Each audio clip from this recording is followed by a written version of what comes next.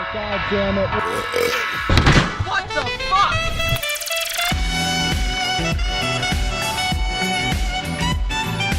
Oh! Holy shit!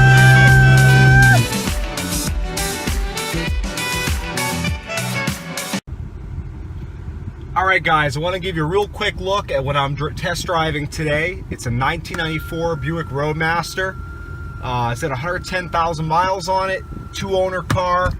It's in pretty nice shape. A couple minor issues I've noticed with it. My biggest issue is the price, but the prices have gone up quite a bit on these cars. I mean, if you want to find a real cream puff, you got to pay for it, unless you get lucky and you find an older person who doesn't know what they have. But typically I see these for about $5 for a nice example. This one's not quite there in the condition. It needs a buff and wax, but the body's very straight on it. It runs very well. This is a 94, so it has the LT1 in it. And again, it just needs a real good buff and wax. There's no rust. Car's from Georgia. This is my biggest issue with it cosmetically. There's some fading paint on the deck lid here. The clear coat's starting to go. But it runs real well. I don't notice any issues with the transmission or the distributor, which is two common issues with the LT1.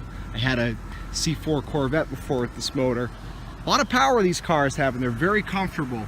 And I think and just their classic Buick style and size is why they're gaining so much value as kind of quasi-collectible. They're starting to become somewhat collectible, but this kid's asking $2,300 for it. I think that's kind of steep. You know, again, I see them for $5, but I don't know if they're actually selling for that.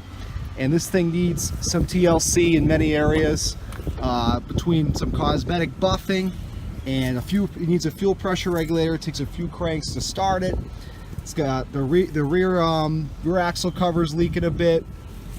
What else did I see? Some minor oil leaks, just typical shit. But it's a driver for sure.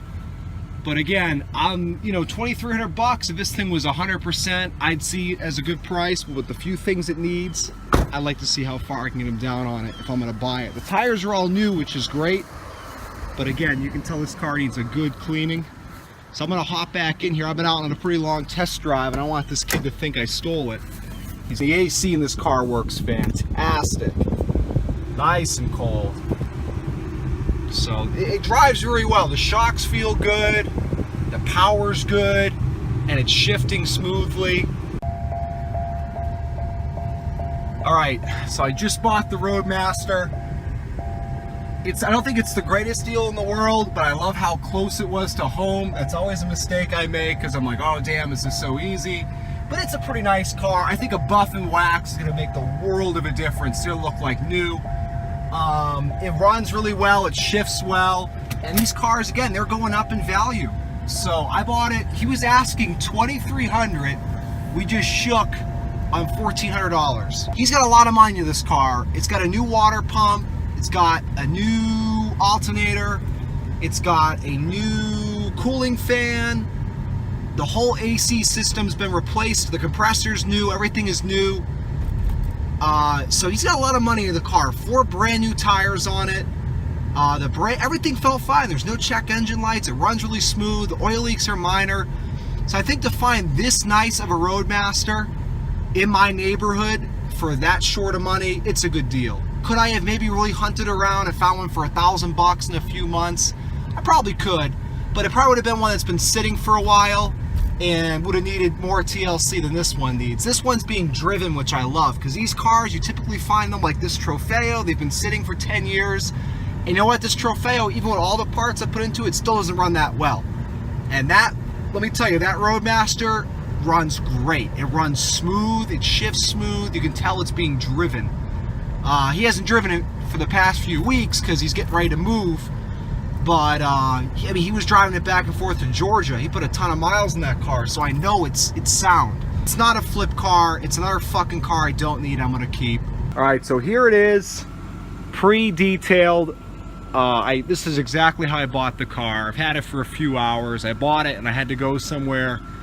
I took the car with me. It drives very good. Like I mentioned earlier in the video, it's got that fuel pressure regulator issue, so the kid says. I'm assuming he's right because it seems to have a lot of trouble building up the fuel pressure to go and start it. And it'll take like 3 or 4 cranks to get this thing to start, and it's starting to chew up the starter. So I'm not a fan of that. He says he's been doing it for a year and a half. I'm not sure why I didn't have it fixed when he had the AC done and this done and that done, the tires. Paint is good, it's just a little hazy. And that spot in the back where the clear was starting to go, it really isn't that bad. I can probably have that remedied very cheap, but the rest of the paint's perfect. The body's straight. That hood just needs to be buffed and waxed, and it'll come right back to life. It runs really good. I'm just a fan of all the new parts it has, the new tires, and the fact that the transmission shifts so well. I mean, I was really getting on this thing today, driving it around, and it doesn't hesitate at all. It shifts like butter. You don't even feel a shift, which is a good sign for these. It's got a new exhaust too and everything. It's got a ton of work done to it. So, I mean, once I give this thing a good detailing and take care of that damn starting issue, and a couple of little minor oil leaks I want to address because the valve covers are leaking on the manifolds, so you smell it burning off. But once I take care of those few things, it should be a perfect car. There's no check engine light on. That's the washer fluid light. I want to dump some in there just to shut that fucking thing off. I love it's got these little lights in the doors. Like I said, my father had this car when I was a kid, and I always admired it. I loved it. I loved the size of it and how nice it drove. And I've always wanted one. I've never actually owned one though. I've driven one. I've driven a couple of them, test drives, but I never actually bought one. And now I did. So anyway, stay tuned for more videos of this beast. You can see the interior is in real nice shape. No tears, no headliner issues, nothing like that. No dash cracks. I've got that piece of wood that broke off there in the trunk, which is great. And the steering wheel's a little fucked up, the leather on it or whatever, the pleather. But there's actually a gray cover in the trunk. I'm not sure why I didn't put it on the car. But I'll put that back on to cover this up. Windows work. It's got a little crack, very fixable crack in the windshield here. So I'll have that taken care of. That's a piece of cake. I like the Civics, which is all destroyed. Radio works good. Another person in that category. But big up to the Everything works good. So stay tuned. I'll be doing more videos on this thing soon.